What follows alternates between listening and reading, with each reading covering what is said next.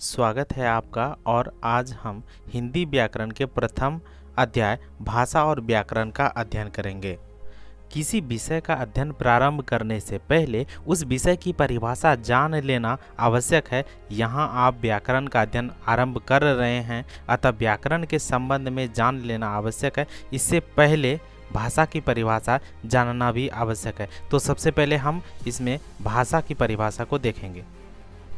भाषा वह साधन है जिसके द्वारा मनुष्य अपने मन के भावों को बोलकर अथवा लिखकर व्यक्त करता है और दूसरे के विचारों को सुनकर और पढ़कर ग्रहण करता है।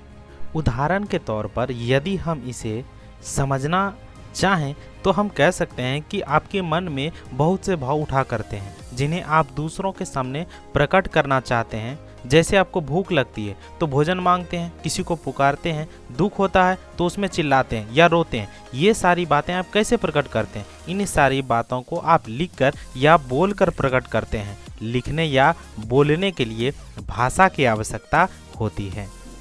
भाषा के मुख्यतः दो रूप होते हैं। पहला भाषा का मौखिक रूप और दूसरा भाषा का लिखित रूप। व्यक्ति अपने विचारों या मन के भावों को जब बोलकर व्यक्त करता है तो उसके द्वारा बोली जाने वाली भाषा मौखिक भाषा कहलाती है। हम मौखिक भाषा को इस प्रकार से परिभाषित कर सकते हैं और हम ये भी कह सकते हैं कि अधिकतर लोगों के द्वारा जो बोली जाने वाली मौखिक भाषा है वह प्रायः व्याकरण के नियम के अनुरूप नहीं होती। लिखित भाषा उसे कहते हैं जब व्यक्ति अपने विचारों या मन के भावों को बोलकर नहीं अपितु लिखकर व्यक्त करता है। उदाहरण के तौर पर खत, समाचार पत्र और साहित्य आदि की पुस्तकों में प्रयुक्त होने वाली भाषा लिखित भाषा होती है। आप ध्यान रखें कि लिखित भाषा हमेशा व्याकरण के नियमों के अनुरूप ही लिखा जाता है। सांकेतिक भाषा। व्यक्ति अगर अपने मन के विचारों को अपने संकेतों द्वारा व्यक्त करता है तो उसे सांकेतिक भाषा कहते हैं। चिन्हों द्वारा विचार किसी व्यवस्था और समर्थता के कारण व्यक्त किए जाते हैं जो अपने आप में न पूर्ण होते हैं और न स्पष्ट, अतः इसे भाषा नहीं कहा जा सकता है। अब आते हैं मातृभाषा पर। तो हम जिस स्थान पर जन्म लेते हैं, जिस परिवेश में पलते बढ़ते हैं, उस स्थान और परिवेश में बोली जाने वाली भाषा को स्वयं बोलने लगते हैं। भाषा का यह स्वरूप मातृभाषा कहलाता है। जैसे उत्तर प्रदेश मूलतः हिंदी भाषी राज्य है, अतः वहाँ जन्म लेने वाले की मातृभाषा हिंदी होगी, जबकि पंजाब में रहने वालों की मातृभाषा पंजाबी होगी। बोली भाषा का ही है। इसको हम इस प्रकार परिभाषित कर सकते हैं कि किसी क्षेत्र विशेष में प्रयोग किए जाने वाला भाषा का स्थानीय स्वरूप बोली कहलाता है। किसी भाषा अथवा उपभाषा के क्षेत्र में कई बोलियां हो सकती हैं, जैसे गढ़वाली, छत्तीसगढ़ी, मगही बोलियां हैं। इसका प्रयोग दूसरे राज्यों या क्षेत्रों के अन्य भाषा भाषी लोगों के साथ विचारों के आदान प्रदान में न होकर उसी क्षेत्र के लोगों के बीच प्रयोग किया जाता है। उपभाषा सब लैंग्वेज। पहचान या लक्षणों की दृष्टि से उपभाषा का स्वरूप लगभग भाषा के समान ही होता है। भाषा और उपभाषा में अंतर केवल इतना होता है कि बोलचाल में इसका प्रयोग भाषा की अपेक्षा पर्याप्त व सीमित होता है। उपभाषा में साहित्य रचना की पर्याप्त क्षमता होती है। वज्र और अवधि की जो बोलियां थी, उत्कृष्ट साहित्य रचना के कारण ही अब उपभाषा के स्तर तक पहुंच गई हैं। अब हम राजभाषा को जानेंगे। हमारे देश में केंद्र सरकार और विभिन्न राज्यों के राज्य सरकार द्वारा शासन, प्रशासन आदि कार्य करने के लिए जो भाषा प्रयोग में लाई जाती है वह राजभाषा कहलाती है। इस भाषा का स्वरूप बोलचाल तथा साहित्य की भाषा से भिन्न होता है।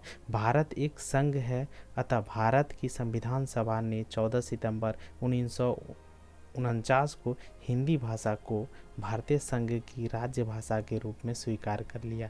इसलिए प्रत्येक वर्ष 14 सितंबर को हिंदी दिवस मनाया जाता है। राष्ट्रभाषा। जो भाषा किसी देश के सबसे बड़े भूभाग में बोली जाती है, व्यावहारिक रूप से वह भाषा उस देश की राष्ट्रभाषा कहलाने की अधिकारिणी होती है। इस दृष्टिकोण से हिंदी भारत की राष्ट्रीय भाषा कहलाती है। संविधान की 8वीं अनुसूची में वर्णित इन भाषाओं की संख्या 18 से बढ़कर 22 हो गई है। संविधान की 8वीं अनुसूची में वर्णित 22 भाषाएं इस प्रकार हैं: असमिया, उड़िया, उर्दू, कन्नड़, कश्मीरी, कोंकणी, गुजराती, डोंगरी, तमिल, तेलुगु, नेपाली, पंजाबी, बांग्ला, बोडो, मणिपुरी, मराठी, मलयालम, मैथिली, संथाली, संस्कृत, सिंधी और हिंदी। व्याकरण वह शास्त्र है जिसकी सहायता से हम भाषा को शुद्ध शुद्ध लिखना, पढ़ना और बोलना सीखते हैं। हर भाषा की व्यवस्था के लिए व्याकरण की ज़रूरत होती है।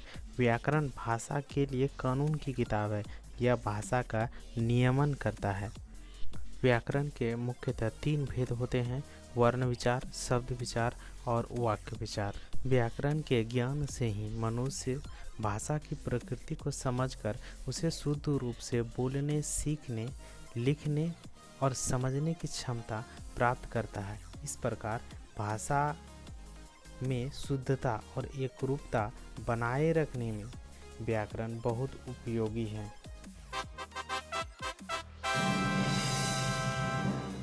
अब हम लिपि की परिभाषा को देखेंगे, जिसको हम इस प्रकार परिभाषित कर सकते हैं कि भाषा की ध्वनियों की लिखावट प्रकट करने के लिए निश्चित किए गए चिन्हों की व्यवस्था को लिपि कहते हैं। जैसे हिंदी, संस्कृत, मराठी और नेपाली भाषाओं की लिपि देवनागरी है। अंग्रेजी को रोमन, पंजाबी को गुरुमुखी, उर्दू या अरबी को फारसी लिपि में लिखा जाता है।